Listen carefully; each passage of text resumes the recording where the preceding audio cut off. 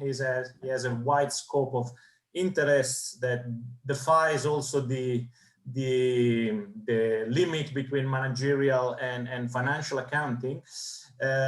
Among all the many interests that he has, certainly one of his of the field for which he's famous is certainly experimental research in accounting, and this brings us to today's paper, where he will talk about a couple of experiments that he did with colleagues on the effect of outcome transparency and learning path on employee learning behaviors. So Eddie, the floor is yours. I just remind you quickly how the things are gonna work. So Eddie is gonna go for 15 minutes uninterrupted. And in the meantime, I will the questions can be asked through the chat, and I will be monitoring the chat. And then as soon as Eddie has the first break, after about 15 minutes, I will give the floor to people that are willing to ask a question, okay? And so question will be asked directly. You will be able to unmute yourself and ask your question directly to Eddie Cardinaels. But for the first 15 minutes, just chat just question through the chat. So Eddie, the floor is yours. You have an hour and a half, and thank you for being with us. Thanks for this opportunity as well to invite me for this seminar series. I'm happy to present this paper. This paper is joint work with Willy Choi and Shinan Ruan from Tilburg University. Willy Choi from the University of Wisconsin. Shinan is a PhD student who actually initiated this idea about employee learning. And Willy Choi regularly visited Tilburg University, and that's how we joined forces on this project.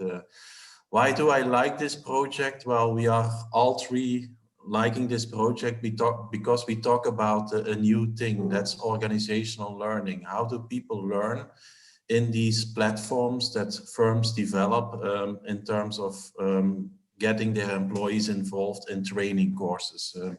That's the general theme behind this paper. Another reason why I got interested in learning is recently my son came back with his report card and that was with Christmas, and that was like he studied a lot, but his learning performance was not that effective. And we will talk a little bit about this also in the paper. When does learning becomes more effective? When do people engage into more ineffective learning behaviors? Yeah, we will talk about that in this paper. Now, why is this important? Well, 85% of the CEOs find employee learning to be important. So especially in service organization, it's often a competitive advantage that you have knowledge that you can actually build on towards your clients, towards your profession. For example, IT companies, it's very important that they develop knowledge. Consulting firms, even indeed auditing firms like PwC, Deloitte, for them, knowledge is really a competitive weapon. If you know the accounting standards, how to apply them, these kind of things.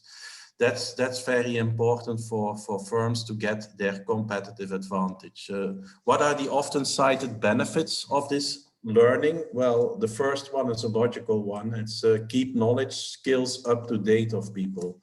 You want to have people that are on top of things, and doing that, well, you give them opportunity to engage in certain learning modules, certain learning opportunities to get up to date with the discipline. In the university, we have the same thing. We follow seminars to get up to date about the recent topics. And this is an example of learning virtual VARS meeting, the EAA opportunity to learn. Other things is also employee retention. So people like to be challenged at work. And that's also the reason why a lot of firms implement these learning programs to get and speak to personal development, to get employees actually engaged at the job. Competitive advantage, productivity increase. Of course, if you know how to do the stuff, then of course this should lead to maybe also more productivity. So a lot of firms embrace these learning programs and offer opportunities to people to engage in them. Indeed, in the Deloitte, for example, you have this permanent education. People even gather points and also can compare themselves against other colleagues, how much points they gather on permanent education. And permanent education in these service firms is often offered online. So this thing is quite important, quite new, and a lot of firms embrace it. Now, here is, for example, Atos Consulting. Atos Consulting, I use that example to set a little bit of what we are looking at. So here, employees receive user-friendly, mobile-enabled My Learning portal where they can go through learning modules like they actually want to approach them. So they have some freedom to approach this into a sort of online platform which offers training modules to these employees. So Atos is indeed a consulting firm. So this is also what we want to look into in this paper. We look at into an experiment where employees have the opportunity to learn certain modules. Now, if you look at these learning programs, well, a lot of firms embrace them and think, well, yes, this is very important for our organization. In reality, actually bites that only 37% of the respondents say, well, okay, we introduce these learning programs, we find them important, but it turns out, according to our feeling, that they are not always effective. People don't get the knowledge that we actually want them to acquire. So if you talk about, well, the ideal situation is that people get the knowledge into their head and use that knowledge into their job. Apparently, a lot of CEOs or firms say, well, we have the feeling that this is not being achieved with these learning programs. It seems to be that some of these learning programs are implemented, but are never used to the full extent as you want them to be used. And so they end up maybe also in the, like here, a symbolic picture in the garbage. You don't have real knowledge that is acquired, but people perform them to get the credits, but don't learn effectively.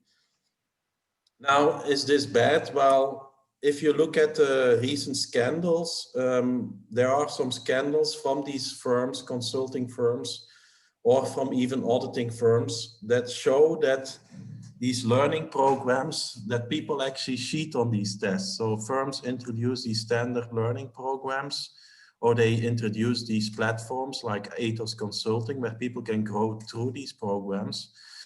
But it seems that people are cheating. What do they discover in these famous examples? Well, some people share answers with their colleagues, saying like, okay, you have to do this test, but I have the answers here for you. I can actually WhatsApp them to you.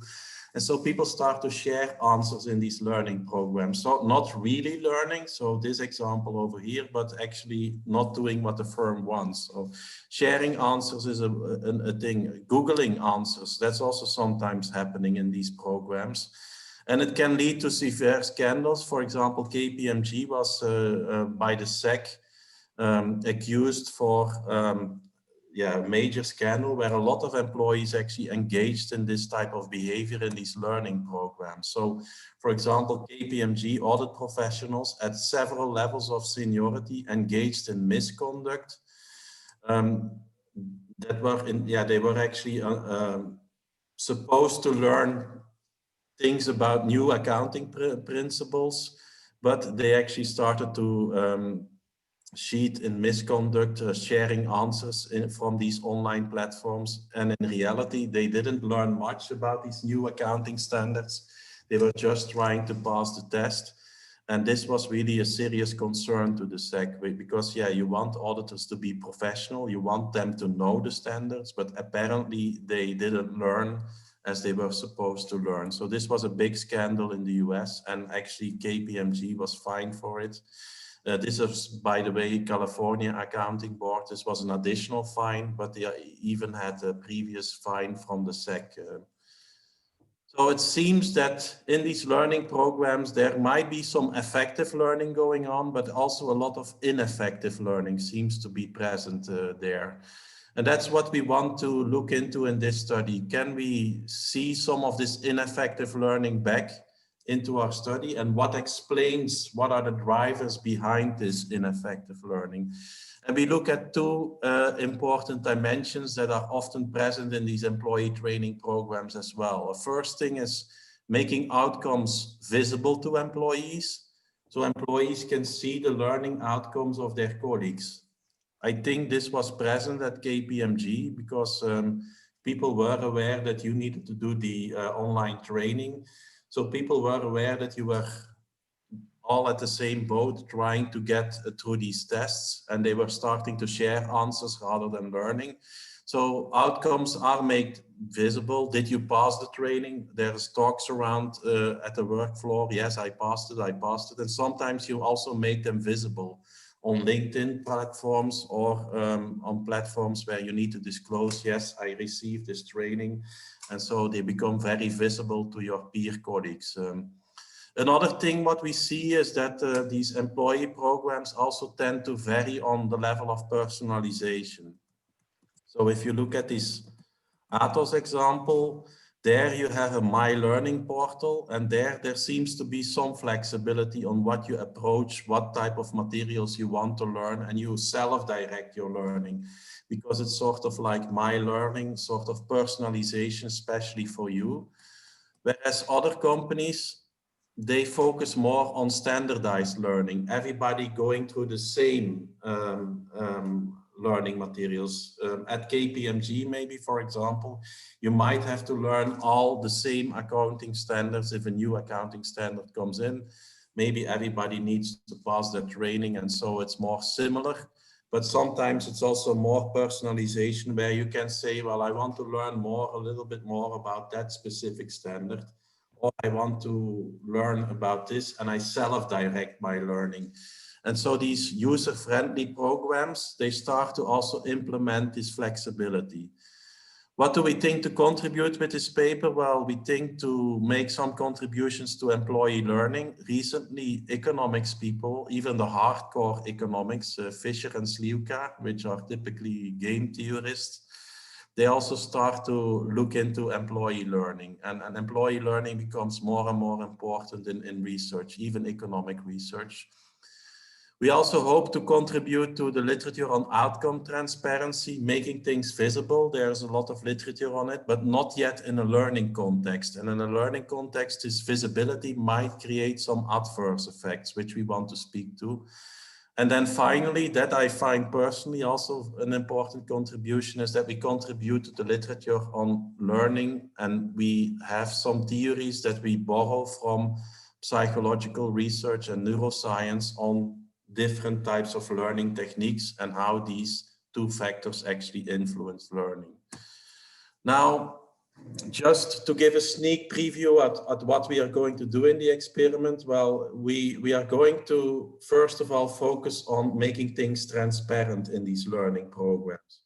If you talk about practitioners, they say, well, sharing these learning outcomes, this is really important because sharing updates on employee progress and achievements is a great way to show that you appreciate your learning, your employees' dedication to these continued learning, while also motivating others to get involved in the training as well. So you've disclosed this in the hope that a lot of people start to engage in it, and it motivates others also to engage in this learning process. So there's a lot of talk that making things visible might lead to more effective learning.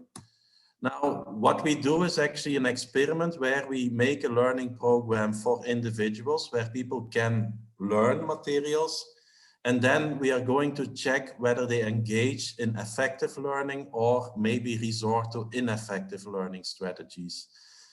And to give a sneak preview of the finding, well, while the practitioners say that this transparency might be a nice thing, our experiment shows that making things transparent might instigate this ineffective learning behavior. The learning behavior which we saw at KPMG, ineffective, trying to pass the test but not learn the materials. Because if you make things transparent, you focus people more on achievement. That's the first thing we look at. The second thing we look at is this personalization. So we can give people the standard learning platform, where we all have to do the same, or we can go to personalized learning where people can self-direct their learning. Now, our theory is that this self-directed learning could be a solution to this transparency problem. So making things transparent might lead to ineffective learning, but maybe you can spark effective learning again when you start to introduce this personalization in these learning programs. Because then people self-direct their learning, and we think the key ingredient is the curiosity effect. If people can self-direct their learning, then they start to be curious. And because of that curiosity, they start to think less about achievement, but more about mastering the materials. And that should actually then be beneficial for learning in these learning programs. So this is in a nutshell a little bit the sneak preview of the paper, with a sneak preview of the findings. And yeah, I think at this point, I'm happy already to take a couple of questions, if that's okay with you, Marco. It is okay with me, but I don't see questions at the moment on the chat, but I'm gonna ask one myself to start with and see if people get animated as well. So you are talking about ineffective learning, but also some of the examples that you are giving us are actually cheating. And in the paper as well, you call, we will see when you describe the experiment that really what you call ineffective learning is actually a way of cheating. And cheating is a bit of an extreme version of ineffective learning, which you contrapose to honest willingness to learn. Isn't real life ineffective learning something a little bit less extreme, in between cheating and honest learning? And using cheating isn't somehow making your experiment a little bit extreme? Yeah, I agree with you to a certain, yeah, we focus on this alternative option, we call it. We didn't want to call it cheating, of course, because that would then lead to a lot of people not selecting it, but it's sort of an open choice that people could do. In the experiment, yeah, we have the advantage of being a little bit, yeah, the possibility of that extreme choice. What we wanted to do is that people focused on their screens. We don't want them to Google answering on internet. So we actually wanted them to focus on the screen and give an option that would mimic a couple of these strategies. Here, the alternative option was you get the answers. So getting the answers in reality takes effort, of course. You might have to consult with your colleagues, or you might have to Google answers on internet. The idea of the experiment was to mimic that kind of behavior. Either you invest in the learning, or you look for alternative strategy to come up with the answers. I know it's a little bit close related to cheating, because if you use that alternate, you get the answers and you don't have to learn the material. So that looks like cheating. I think we might look deeper into the data, that maybe we can also see, well, how much time do they spend on these learning materials to get some idea of ineffective learning. Although time is a noisy proxy as well. You can cram everything into a short period of time in your head, and you are looking out of the window, so there might be some noise in that timing measure too. Nice thing, I think, if in future work we might look into this more, the idea of like, there are two types of strategies when you learn. And I noticed myself when I was doing exams at university, not cheating, by the way. But the first strategy is really try to master, try to get understanding of the topic. And the other one was like, I don't want to understand the topic, I just want to pass the exam. I started to make sure that I remember everything for the exam, just to pass the exam, but I didn't remember much afterwards. So there might be some opportunities also to take this result of this experiment into the field and see whether you get these different learning strategies, learning for the test versus real learning, trying to get the mastery and getting understanding of the topic. Yeah, exactly, because learning for the test doesn't necessarily imply cheating, as you correctly said about yourself. Yeah, and so that's the reason why I was a little bit concern about calling that ineffective learning. Yes. Yeah, we call it ineffective because people resort to a strategy that is necessarily learning the materials, but an alternative strategy that you also see in these learning programs. But we might have to define that better into the paper, that we look at these strategies of not, but there's also like the level of in-depth learning, not resorting to these alternative strategies. And that might be an interesting follow-up. Difficult, I think, in this experiment to point to that. Okay, thanks. There is Beatriz Garcia Osma that wants to ask the question. Beatriz? Hi, yes. So as you were discussing this, because you put forth a few consequences of learning, right? Like competitive advantage, so a few things. And I'm not entirely sure that this cheating, of course, if it's just cheating in the way you say, we'll just share the answers and there's actually nothing else there, maybe there's no benefit for that. But if you think of it in terms of information sharing, or maybe like social exchange, right? I'll help you here, and we develop some kind of connection. I was thinking this could also have benefits in terms of some of the outcomes you were discussing, right? Because if information sharing in itself, even if we don't, but we develop some kind of link between the employees, right? So I guess my question is this externality or this information sharing is not part of your story at all, but what is the benefit here that you're trying? What is the outcome in the end? Is like learning something specific? That would be the one thing that you're thinking of. This is the most beneficial thing. Or are you thinking more broadly in these other outcomes that you were discussing at first, of maybe gaining competitive advantage or skills, not just skills, right, purely, but other things between employees? Yeah, I think I have to be honest there. These other type of learning that you refer to is more knowledge sharing about individuals, which is a sort of like, that's also important for the job. You know, like you have some implicit knowledge, like how to write a good paper, but that's a different type of knowledge than the knowledge that I think we look at. So this how to write a good paper, you want to share this maybe with your junior colleagues, saying like, yeah, here are some tips. This is type of knowledge sharing that is different, I think, because it's sort of implicit. What we are looking at is more like mastering topics. This kind of idea, and although that also has a competitive disadvantage, of course, because the claim of the SEC, where this KPMG people started to share the answers for the test and not learning the real standards. Well, SEC said this really touches upon the integrity of our profession. It doesn't give us an advantage anymore if you do these kind of things. So you will be fined for doing this.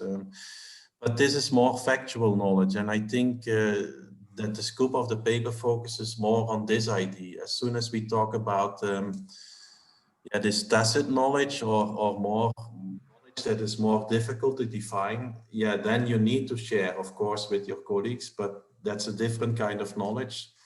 Here it's more like these learning programs that gives freedom to people to go through them, but then you realize that later on not much people make use of this, and so people miss essential basic knowledge in their head to perform the job. That's maybe the one we look at. Okay, thank you. Okay, I don't see more questions, so you can go on, Eddie. Yeah, so the theory, I also want to spend some time there on the theory.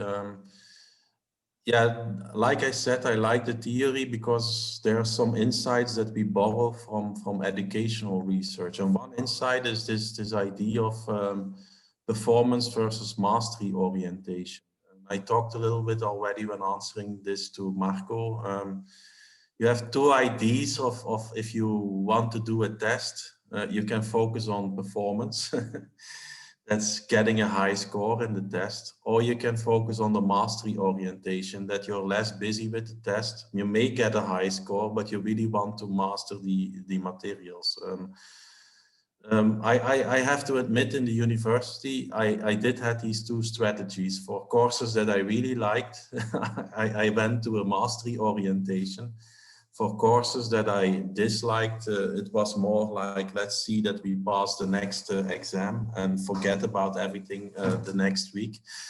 And this was really what's happening. So if I use the performance orientation approach in studying, I remember everything for the test, but don't ask me later, 1 week after, what the exam was about, because I couldn't recall much details anymore. So this was more of the performance orientation. What we say in this paper is that these different aspects of, like, first of all, this outcome transparency can actually lead more to people adopting a performance orientation. So if you make things transparent in an organization, so like, how much did you score on this recent IFRS test as an auditor, and that's visible to your colleagues? Yeah, you don't want to look stupid towards your colleagues. If you only just passed or you didn't pass, that would be a blame on your reputation. And so people start to focus on this achievement. I really want to look good into these tests, and looking good into these tests might drive you more towards this performance orientation. You really want to make sure that you have a nice, behind your name, a nice green dash. I passed. And I passed with 95% rather than I passed with 75%, because 75% doesn't make me look good against my colleagues. And what we argue in this paper is that this making things visible might drive people's mind towards, like, okay, I want to look good, and I'm going to focus on trying to get a good score into this material rather than actually mastering the material. And so you might adopt a performance orientation. Performance orientation meaning that you focus on the final score. Now, how can you get a good score? Well, there are two ways. One way is to really study very hard, or the other way might be to look for shortcuts that can give you a high score. And then that leads to then also a nice score on behind your name. How can you do that? Well, indeed, by Googling answers, or by asking your colleagues for answers, and then you also have a nice score behind your name. In the experiment, we operationalize this as an alternative strategy. So you can learn the materials, try to master them, or you can actually go for an alternative option that will cost you money. So it's not free. It costs you effort to go for this alternative option. And then you will be able to also get the answers for the test. And then you also can shine in this contest. We think that outcome transparency lead to this shining idea. We also think there is another countervailing force, and that's if people develop curiosity, get interested in the materials, they might be less likely to adopt this performance orientation, and they really want to master this kind of thing. Like my example of the university, some courses I really want to master the content, really understand what's going on here. And so this curiosity is also an important aspect of learning. And if you talk with people in neuroscience, if curiosity is triggered, people are much more effective at learning, and they might be able to digest more materials, more learning materials, and be able to do well without maybe the need for resorting to alternative strategies. So the curiosity effect might spark more of this mastery orientation. I really want to understand what I'm doing, and so I'm going to go in depth into the learning behavior because it's really interesting me and it sparks my interest. And that already have a direct effect on ineffective learning, but also maybe indirectly because you are going to focus less on having a good outcome behind your name, but more about, well, I really want to understand this topic. And here is where the personalized path comes in. If you can self-direct your learning, you can actually select topics that spark your interest it's a sort of personalized learning. You really say, well, maybe I should take this first. It gives me autonomy about this learning. And autonomy is somehow an antecedent of curiosity. If you can self-select into the things you really like, that might give you some autonomy. That autonomy sparks your curiosity. And in that way, we expect that people are going to change their learning orientation. Curiosity change their learning orientation more towards trying to master the materials and less being busy with shining in the competition. And so we expect that there then curiosity is an important driver of this mastery orientation. And we expect that if people can self-direct their learning, like the Atos example, my learning platform, where they can choose which topic they want to approach first, that you get more of this curiosity going on. So this is in a nutshell the theory, summary of the theory that is behind our experiment. And we borrow this from educational and psychological literature. And the more and more I read into it, I get more excited because that mastery orientation, that's actually what firms want if they introduce these learning programs. But it seems that the dissatisfaction comes from the fact that a lot of people adopt a performance orientation and don't go into that mastery orientation. So that's a little bit, in a nutshell, the theory behind it. If there are questions about the theory, Marco, I don't follow the chat, but I'm happy to take them now. No, but there was a clarification question that maybe Paige Harrell can ask. Paige? Yes. Hi, Eddie. I did have a question about the transparency variable, just to clarify. Is it capturing just a pass or fail that we see for the peers, or is it detailed information about their performance on this? It's relatively detailed in our experience. Well, not much detail, but you get a pass or fail thing behind your name. You also get the number of questions you had correct in the quiz. So you also have a correction rate. So it's yeah, you needed to have 3 questions out of 4 correct and get the pass status. But of course, 4 out of 4 looks better than 3 out of 4. So there was a slight nuance also with the correction rate. I will show you in a minute when we come to the experiment. Okay, thank you. And given that we have stopped, there was also Mohammed Alamhad that wanted to ask you. You have 3 questions. If you maybe can ask just one of the 3 questions directly to Eddie, and then the rest can be answered to Eddie later on through the chat. Mohammed? Yeah, thank you so much. I just was wondering, like nowadays, like we have to learn a lot of things like machine learning. From accounting and finance perspective, we have to learn about big data, machine learning, some programming tools. We have to learn about it. So the universities, like they didn't like, even if the firms, they didn't like provide learning tools. Everything the student, they have to learn by their own. Maybe they get some helpful courses now from LinkedIn or somewhere else. So I just wondering, like how the firms, they could enhance like their learning strategy and to achieve like more practical, or to provide them with more practical experience. Thank you so much. Yeah, well, if I understand your correct question is more about the external validity of what we are doing, I think. So indeed, yeah, some firms are not yet to the level of developing these programs, of course. People have to then find their own way on internet and stuff like that. So they don't always offer these type of courses. What we are saying is somehow the next step. If you have these learning programs, how should you develop them? And our, yeah, our message is, yeah, be careful.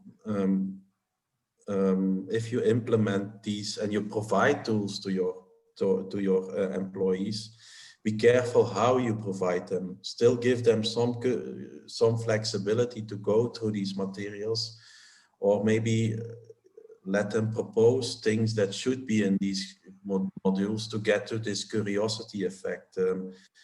Of course, there's the first step that you have to implement these programs, and not all firms implement them. And maybe it's good to not implement them, because then if you not implement, then people have to find out themselves, and gives them autonomy about their learning process. But somehow you need to think about, well, that's the message of our paper, maybe give them enough autonomy when they want to learn into these programs. But I think it depends on where firms are. We are assuming that they have some program, but we are talking about, well, how do you structure such a learning program? Whereas some firms still have to develop this, of course, and don't have any program at all.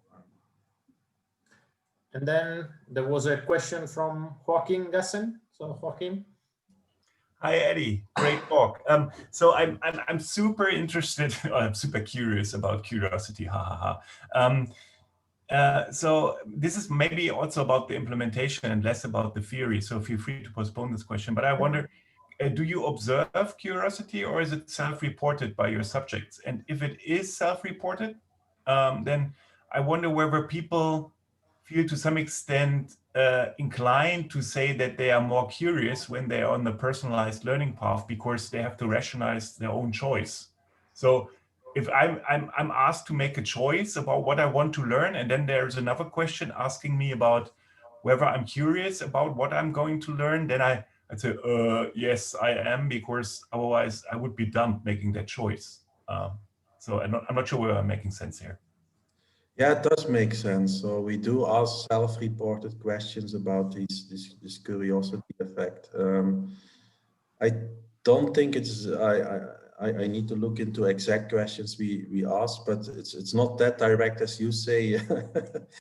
I'm going to choose, and now are you more interested into the topic? So we do ask the interest. People don't know, people in the condition where they are assigned to the personalized pet, they don't know the existence of the other condition. Of course, that would be my standard answer. But this curiosity effect, I'm also interested in that, same as you.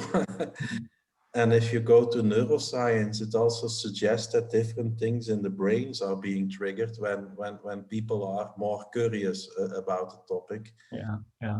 I see that, but you can't put your people into the tube, right? So I wonder whether there is an alternative way to assess curiosity in a smart way, because I really think this is absolutely exciting. So yeah, I think to me this is one of the big questions that I, as a teacher, ask myself, right? So how can we distill curiosity, and what is the actual effect of curiosity? So whatever one can do to come up with a measurement that can be used. Yeah, I'm thinking now. Sorry, you go. Yeah, I'm thinking now aloud. We might look into the people that, so also in people that are in the outcome transparency, there is a subgroup of people that never use the alternative option. Mm-hmm. And with these subset of people, we might look into this idea of, like, even if you are personalized, you didn't use the alternative option, that people in this personalized pet might still do better than the ones. So we in the back end, we focus heavily on this choice option of, do you resort to this alternative strategy, yes or no? But we do have a surprise quiz. And the surprise quiz, they get again a couple of questions about the things they learned. And if they really want to master, maybe they do better in the surprise quiz, and then we exclude the ones that resort to this alternative strategy, to see whether they still, the ones that are all looking at the materials, whether they do better when you offer this personalization. Fascinating, thanks. Yeah. Before we move on, I take the liberty to ask another question myself.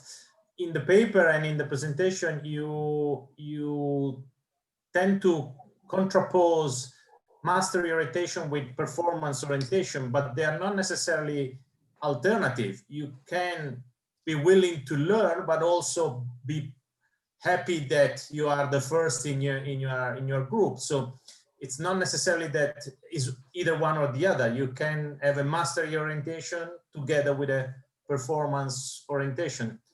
Does that in some way complicate the picture, or how do you deal with this possibility?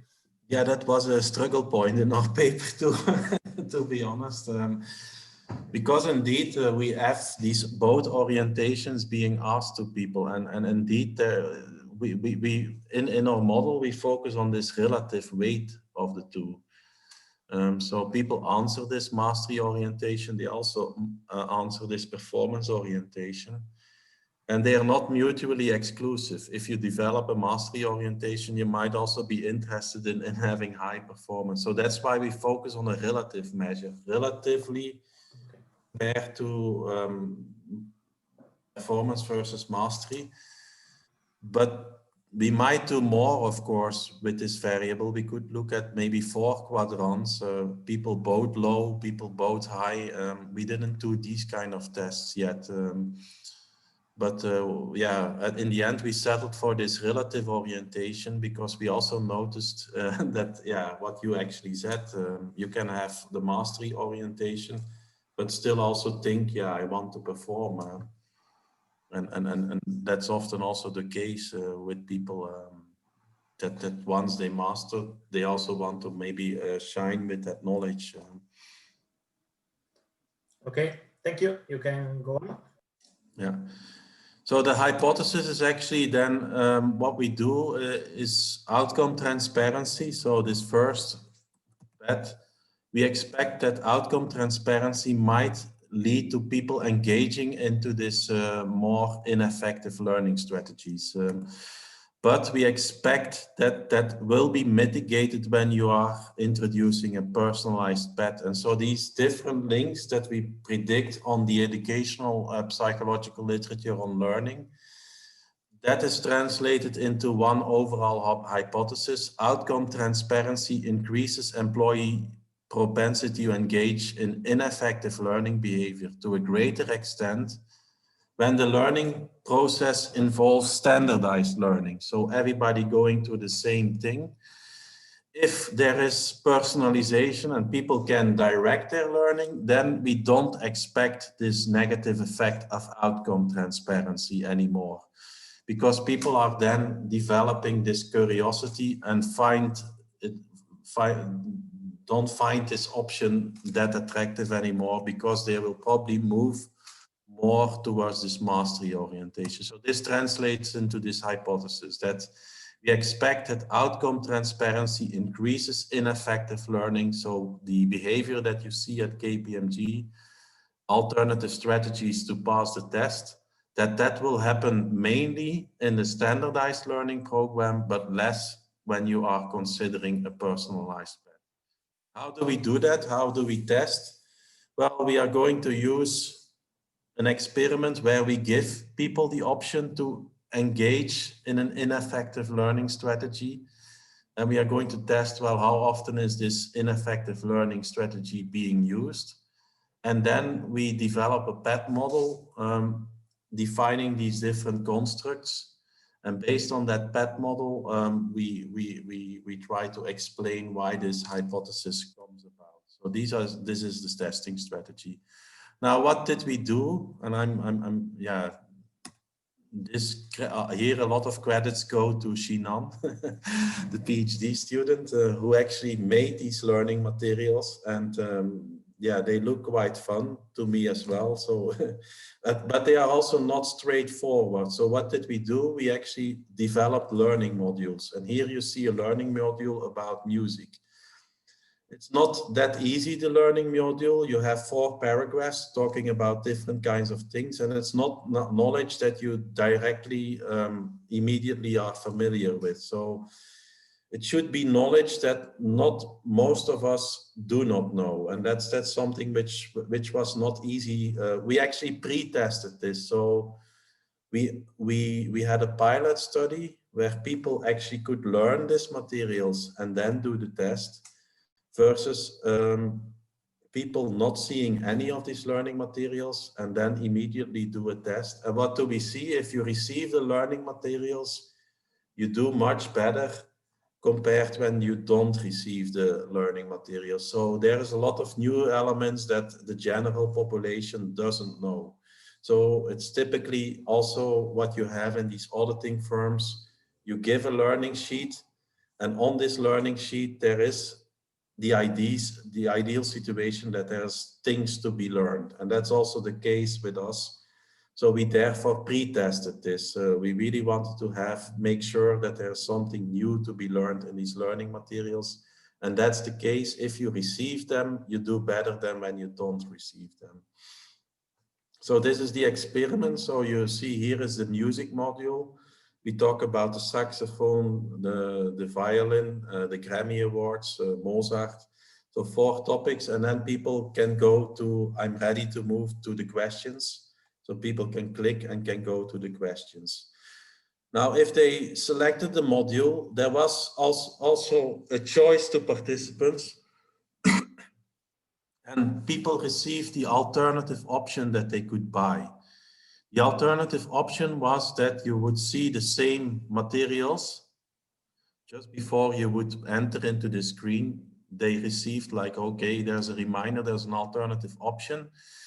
You can actually see the learning modules for 5 seconds, and then you will see also some answers that, you will see the correct answers for the questions that you actually need to conduct in the quiz.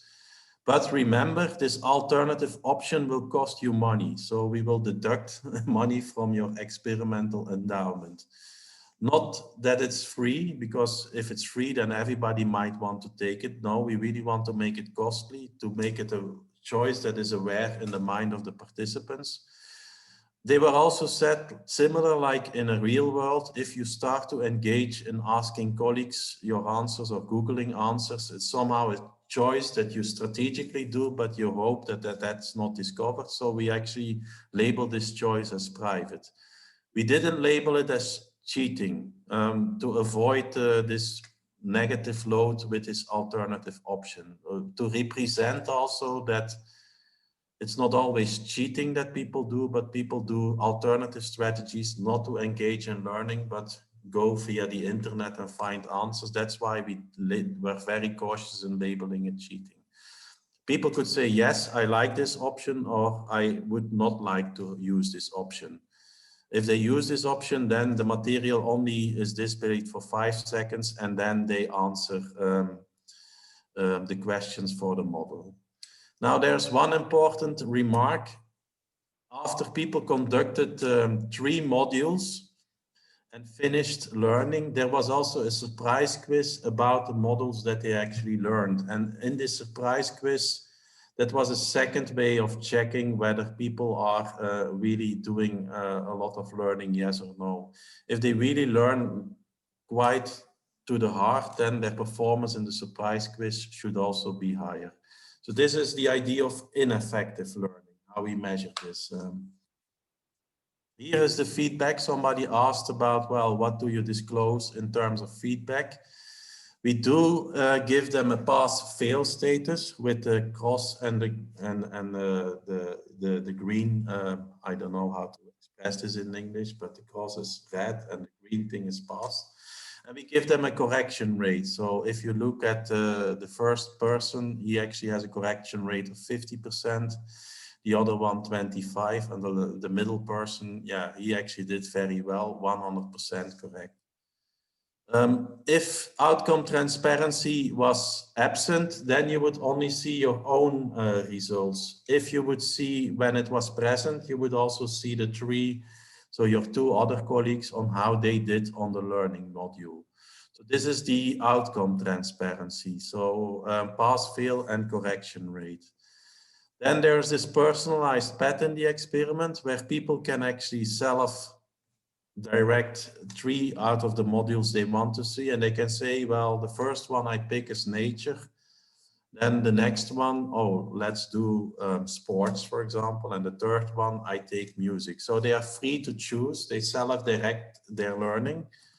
In the standard path, they cannot self-direct their learning. Now, to make the standard path as closely comparable against the personalized path, we did a conscious choice. So what was a conscious choice? We had the personalized conditions playing first to make sure, well, what were the most popular topics selected in the personalized condition? And this would then be fed in the standardized condition. So in the standardized condition, we take the 3 modules of the most liked modules of people self-selecting to make them as comparable as possible. You cannot make it fully comparable, but we thought about it a lot, and we thought, well, this might be the best way to go. First, do the personalized path, see what people select, and feed that as the standardized path in the experiment. What did we have? Well, we had 222 participants assigned into 4 conditions. Ideally, we wanted to do this in the lab. But as you can see, I have a note here, COVID-19. And it means that we couldn't go to the lab. So we actually had to administer this via O3. O3 is a software that people can, it's automatic software. People don't have to install things. They just click on a link and then can perform the experiments. So what we did was we asked Tilburg students to be present on their computer at the time they actually register for a slot. So if you register for a slot of 10, we asked people to be present at 9:55, similar like what Marco Trombetta said to me. Eddie, the seminar starts at 16:15, but be present at 16. That's how we did it as well with our students. So you will be present at the session of 10. Make sure that you are there at 5 to 10. And what, to our surprise, a lot of people showed up. But of course, there are some people that are not very attentive. So we saw that some people did extremely long on a learning module. Probably they went to do some other stuff.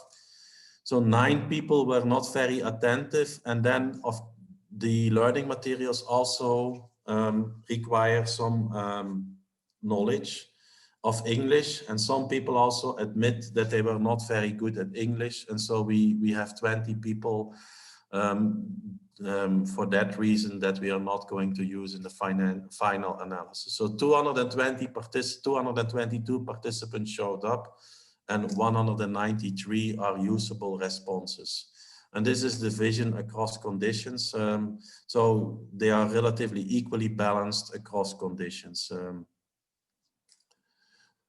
So it's an online experiment. On the one hand, I thought this is a disadvantage, but like on the other hand, it's often the way how these standardized programs also work in companies. You do them online on your own. And so maybe this is an afterwards with hindsight, the benefit that we couldn't go to the lab because we mimic a little bit more external reality. What is the primary test of the hypothesis? Well, first of all, it's like, how many people go and use this alternative option? Are people really learning the materials or are people going to go for this shortcut? And we have some information over here. It looks that a lot of people are going for the shortcut, 50%, but we have to be, there's a reminder here. If you choose the option 1, twice, or 3 times, as soon as you use the option, we label as you have used the alternative option. It could be 1 time that you only used it, and for the 2 other modules, you didn't use the alternative option, you really studied it.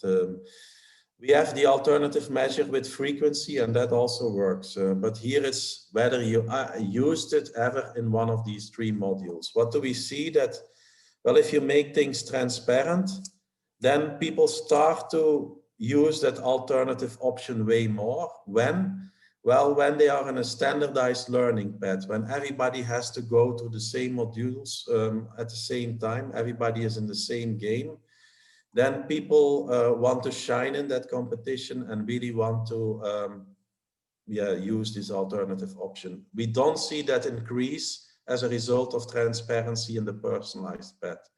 And these things are also significant. If we look at the contrast where we say, well, this cell should stand out, we find that. And transparency is significant in this condition. So in the standardized condition, people really want to show that they are good learners, but they don't effectively learn because they are more using this alternative option. We see that less when things are being personalized. We also looked at the PET models, and we can confirm actually the theory behind our models. So indeed, if you are in a condition where standardized learning is present, then outcome transparency, people want to get achievement. Because of that, they adopt more of a performance orientation. And because of that performance orientation, they are going to use that strategy of ineffective learning more often. If you look at the personalized PET, what does the personalized PET do? Well, personalized PET leads to this perceived autonomy, and people also get higher curiosity. They find the materials much more interesting. Because of that, they develop much less of this performance orientation, or relatively less. And so they go relatively more for this mastery orientation. And that has benefits because you are going to, because if you do performance orientation, you resort more to ineffective learning. But if you do more mastery orientation and you reduce your performance orientation, you get less ineffective learning. There's also a direct effect. This is a little bit weaker. So it's mostly goes via this orientation. But we also find a direct effect of curiosity on ineffective learning. So these are in a nutshell the basic results and the design. I'm not sure whether there are now questions, Marco.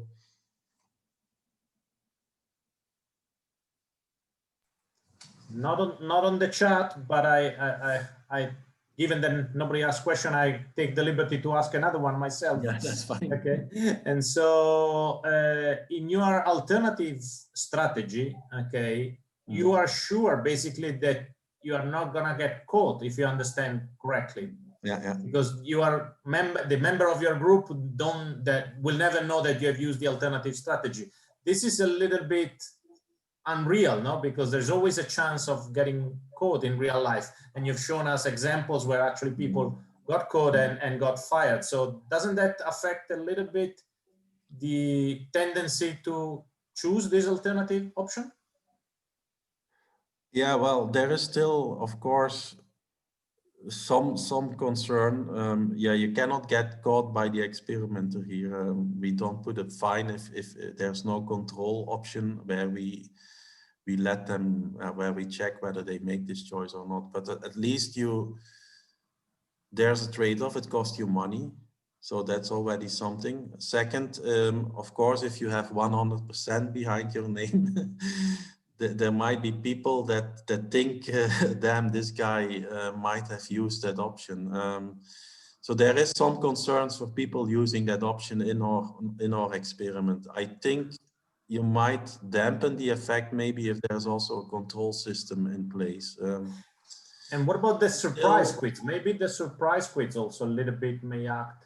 Yeah, the surprise quiz, it's good that you asked this, because if we look at the surprise quiz, this ineffective learning actually leads to lower surprise quiz performance. But importantly, if we change the DV here in these PET models by the surprise quiz performance, we also get to the relatively similar results. So the surprise quiz performance is also lower when you use a performance orientation rather than a mastery orientation. So we could change the DV over here into surprise quiz performance. And my response to Joachim was also, maybe we can also even look at a subset of people that didn't use the alternative option, but we have to look into that, how they actually choose to do the. Then there's also some other aspect of ineffective learning rather than using the strategy. Okay, there are no more questions from the chat, so sorry, Marco, can I maybe? Yeah, of course, So yes. Go ahead. I'm just my fingers are too slow to type today. I was wondering, and don't get this wrong, Eddie. I was wondering about whether I would call your tasks learning, and I'm sure that they are. You know, in terms of how learning is being defined, I'm sure that you know, memorizing details about music counts as learning. But I wonder. So there are very different ways of, you know, things that people can learn. Yes, we can memorize facts. So this seems to be relatively close to what you do, or we can learn new competencies like certain traits or whatever. And is there any literature or is there any discussion about how these different types of learning or different kinds of learning would play out in your setup?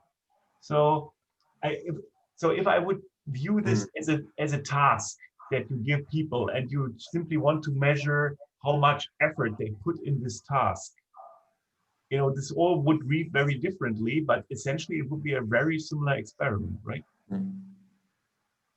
Yeah, it depends on yeah, what type of learning. It's an important question, because the things that you talk about, competences and stuff like that, are typically not, yeah, competence.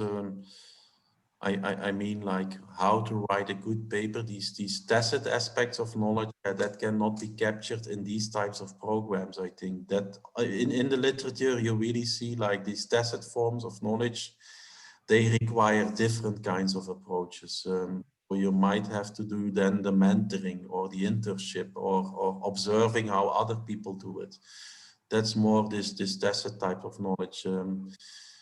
In this more like learning about competence or yeah, effort could be also how much effort do they spend, and if it's, that might be a nice addition to maybe look into a field study of these programs in the field and see, well, how much effort do people spend on them, because you can monitor these apps, of course.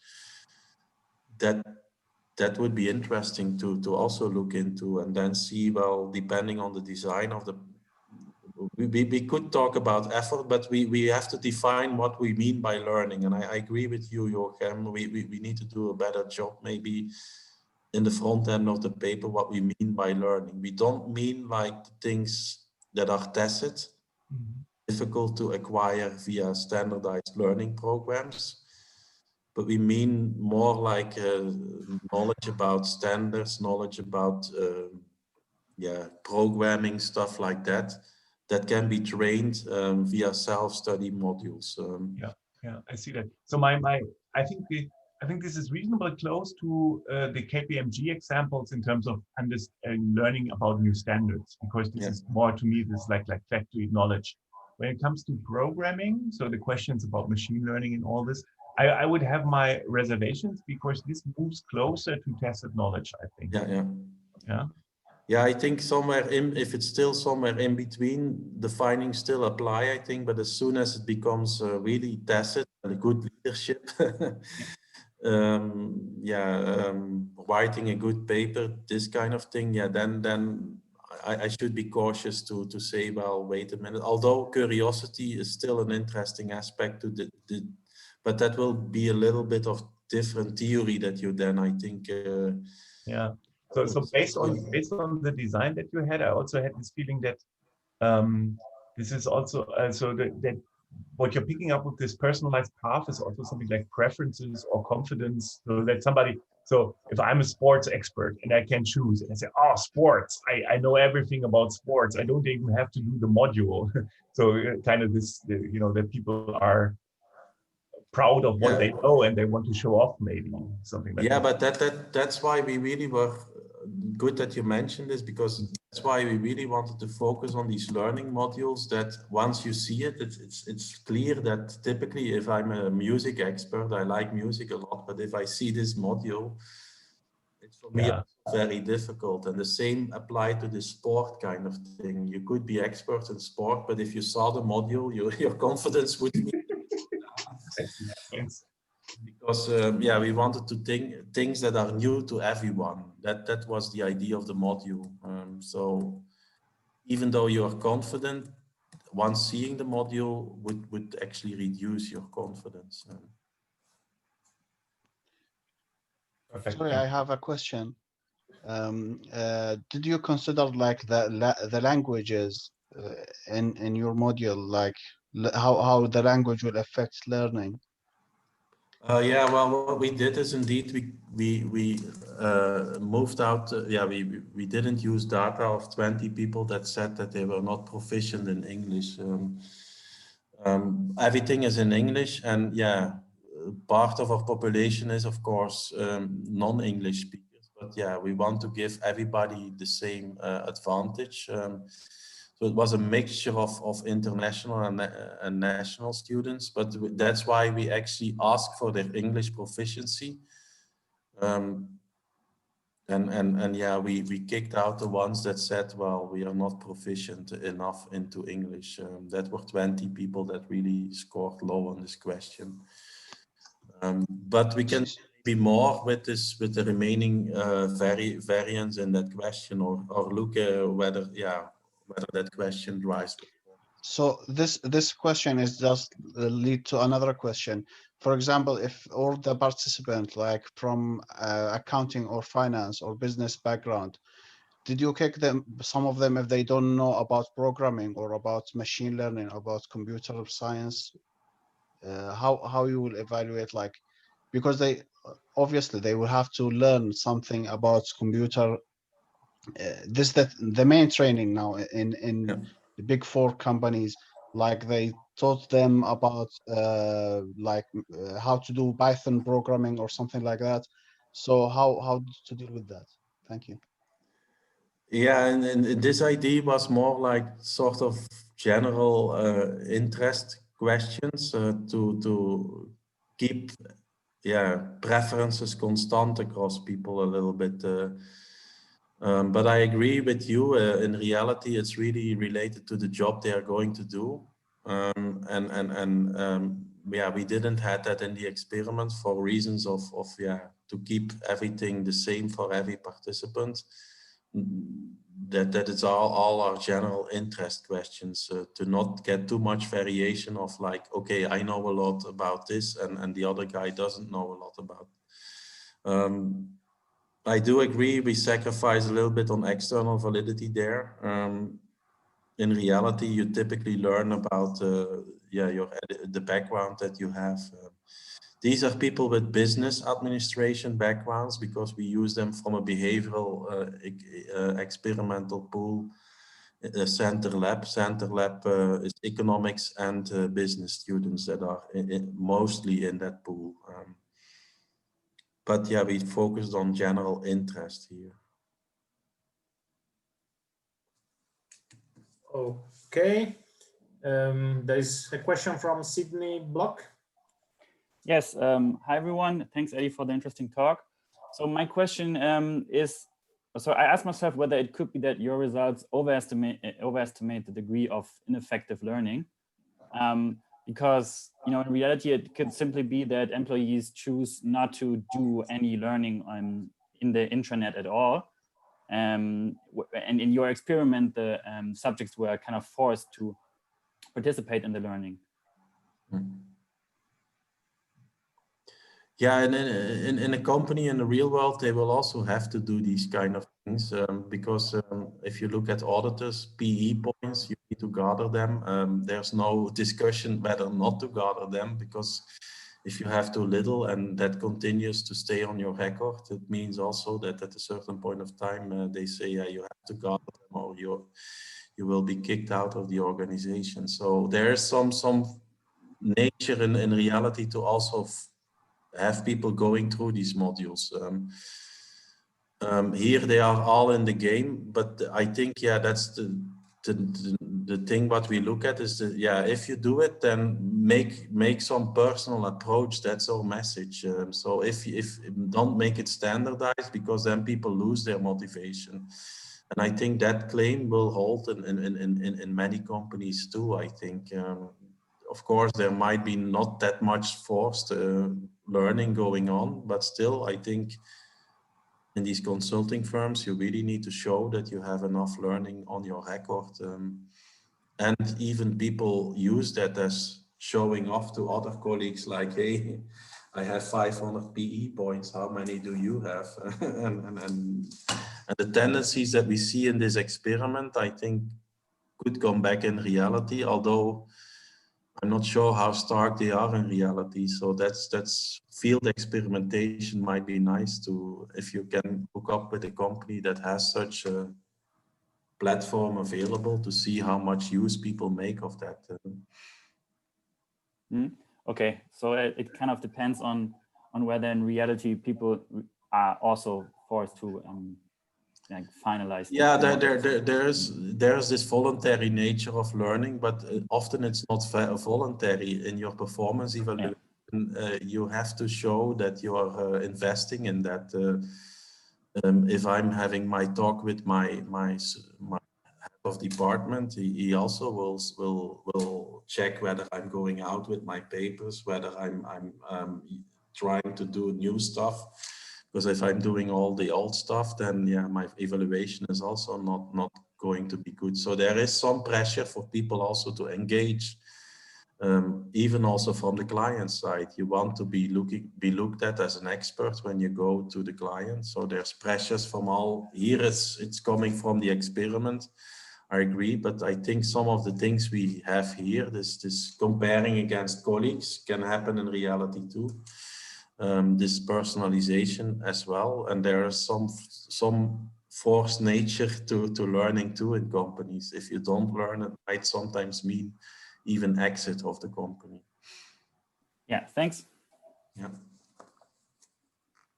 Okay, so I think I can go on. Yeah, I can continue. And maybe get to the end, and then if there is some more time at the end, we will ask more questions. I have a couple of analyses that I really wanted to stress. This is one that I already mentioned a little bit, is ineffective learning. Would that hurt people in the knowledge they actually store in their head? Well, yes, if they go for this alternative option, the surprise quiz that follows, with a new set of questions after learning the 3 modules, well, people go and do worse when they go into these ineffective learning strategies. As a response to Marco, I already said that, well, if we use this surprise quiz performance as an alternative DV in these PET models, these PET models work too. So it seems to be that this performance orientation leads to, like what I say when I did for my exam, you look at it, but you don't remember that much later on. That's going to happen here too, because in the surprise quiz, people that engage in ineffective learning do worse. And if you replace it over here, they also, yeah, the models also work, suggesting that in the end, they seem to store less knowledge in their head than the people following a mastery orientation. If you talk about, well, what do you feel that you have learned and picked up, your self-assessed? So we have the surprise quiz, which is the objective measure, but the subjective idea of what's going on into people's head. Well, we also see that with outcome transparency, people don't feel that their competence has been improved, but the interaction of outcome transparency versus personalized learning is here also significant, suggesting that by making things transparent, that people think they learn less, that is actually mitigated as soon as you go to personalized learning. So that speaks again to this curiosity effect, that people are willing if they go personalization, they have the feeling that their competence is more feeling of competence improvement, and the effect of outcome transparency reducing that is less likely to be So what is our conclusion? So I think the key message is that outcome transparency in learning programs can motivate ineffective learning. So this performance orientation seems to be adopted in our experiment. And learning path can moderate this undesirable impact by unlocking this curiosity effect. So curiosity plays an important role in ensuring that learning is effective. Implications for practice, well, I think we do have some implications for practice, and I agree with, based on the discussion we had today, we should define where our contribution is. I think this contribution really is in these programs where people have to go through to get familiar with maybe accounting standards, with learning programming techniques. But as soon as it becomes very tacit knowledge, then yeah, there might be less, yeah, our results might apply less to this context. But in the context of these standard learning programs that are being offered, well, this personalization, maybe an app on your phone where you can actually, or on your iPad, where you can direct your learning and see where you miss certain types of knowledge, that works maybe much better than offering these standardized tool and forcing people to go through these standardized learning modules, because that doesn't spark the curiosity. I find a nice quote, curiosity is the wick in the candle of learning. That's somehow what we want to say with this paper too. What I'm like to do in the future, I think, these are just some thoughts that I had, was like curiosity is interesting. We see that it works in this experiment, but how much does it translate into long-term memory? Do people store it much more in the long term as well? Our experiment can speak to this a little bit with this surprise quiz, but yeah, long term is something different, and so that might be something interesting. For which type of tasks, for which type of elements, what type of control elements can trigger this learning? We look at two, but there are of course other elements that might be interesting to look into. We look at transparency and this personalization, but this curiosity effect might be triggered by other elements too. And we don't speak to that. Well, we can think about future research, thinking about other elements. For which tasks is this relevant? For which type of knowledge? Yeah, we can define that better. But the interesting aspects of what I like about our theory is this curiosity effect, one thing. Second thing, this mastery versus performance orientation, and the idea of mastery. If we can push people towards mastery, probably as a firm, we are better off than triggering that performance orientation. That performance orientation, we see some dangerous effect in the experiments, which may have driven to these scandals that we saw in the beginning of the paper, of the talk, KPMG, people comparing against each other. They don't want to look foolish, and they resort to alternative strategies, not learning the material at all. So this was in a nutshell what I had to tell about the paper.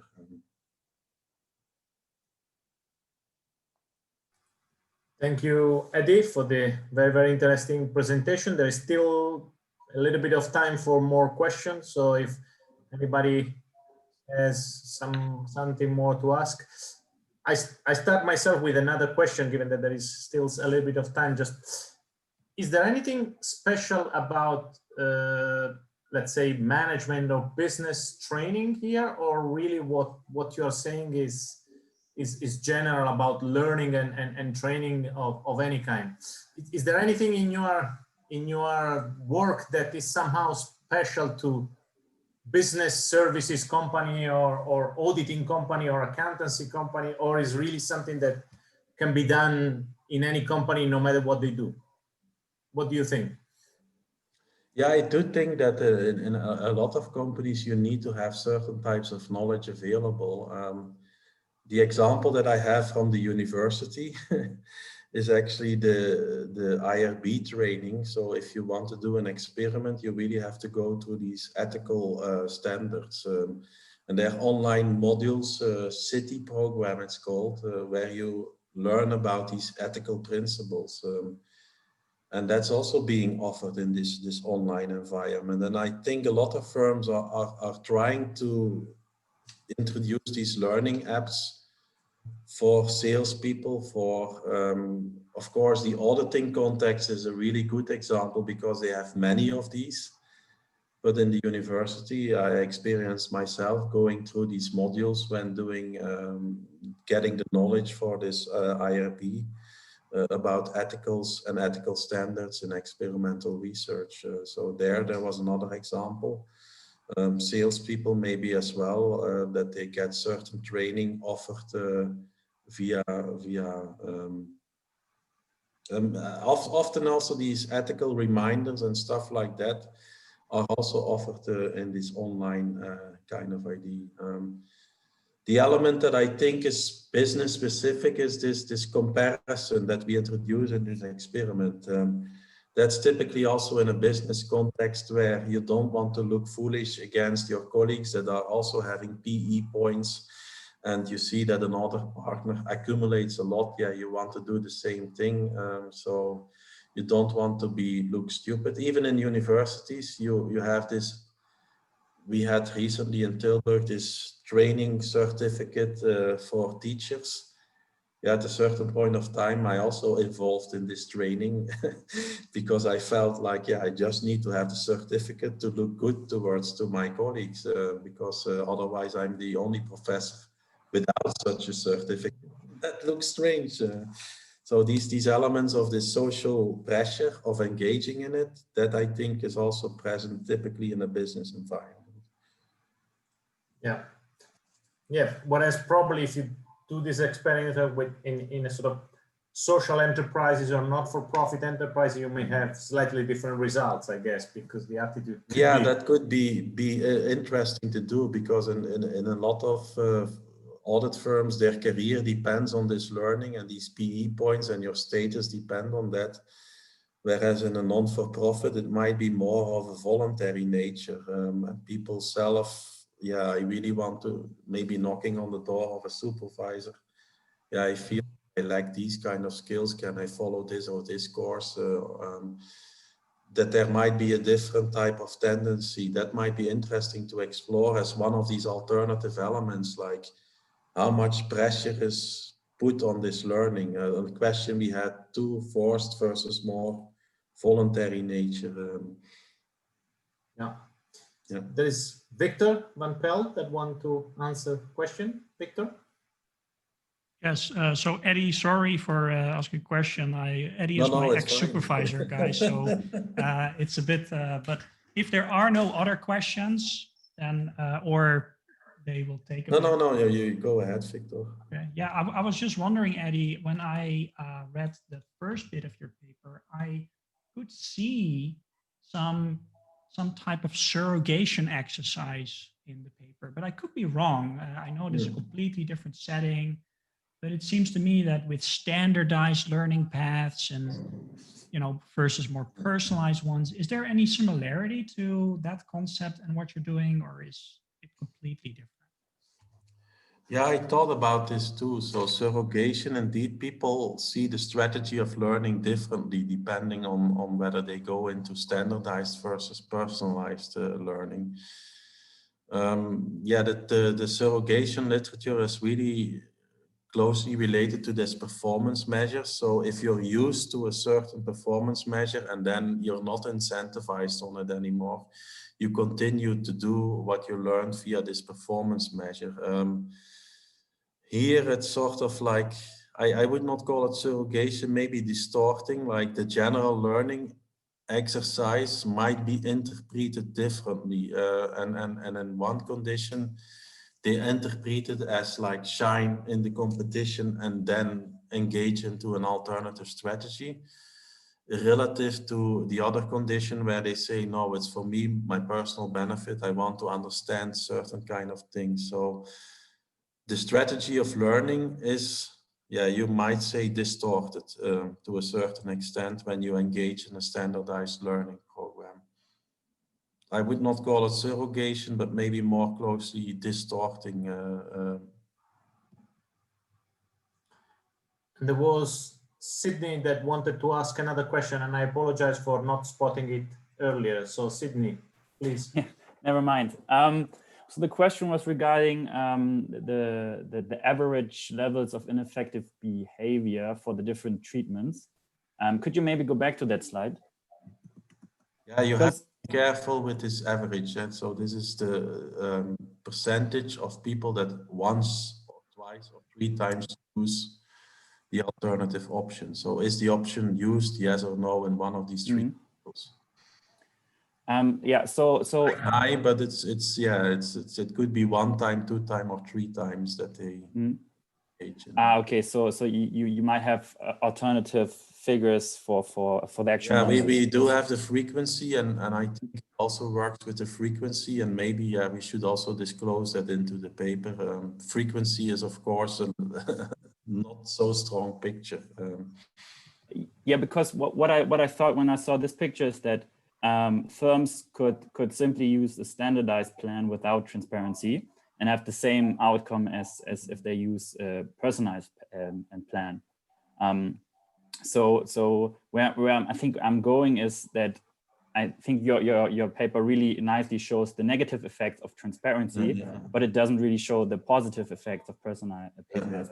Yeah, well, we did look into the data, but we don't have a clear pattern yet. But there is, of course, like you say, transparency. There might be positive effects too, which here in this experiment is very difficult because, yeah, the way to shine is using the alternative option. Of course, that's why I think I also responded to Joachim. Maybe look into the people that don't use the alternative option and see what tendencies are over there, in order to address some of your concerns. Okay. We are not at that level yet of the analysis. Okay, thanks. Okay, I don't see more question on the chat, so I think we can all congratulate Eddie, and thanks Eddie for the very interesting presentation. It was expected, but you delivered on expectations. So thank you very much, Eddie, for being available and for giving us this very, very interesting talk.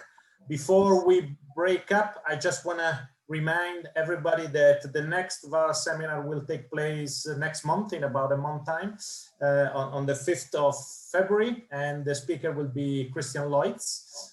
Okay, so we hope on behalf of the Virtual Activities Committee of the European Accounting Association, we really hope that we'll see you all again in a month time to listen to Christian. Okay, and again, Happy New Year to everybody, and for those that are registered for the reception, we see each other soon in the other room.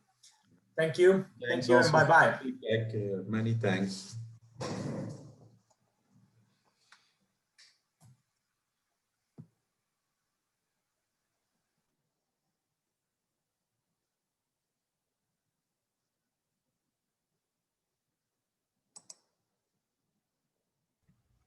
Eddie, you got the link to the other. Yeah, I have the link. I'm just checking how to go out. Yeah, okay. Oh yeah, okay.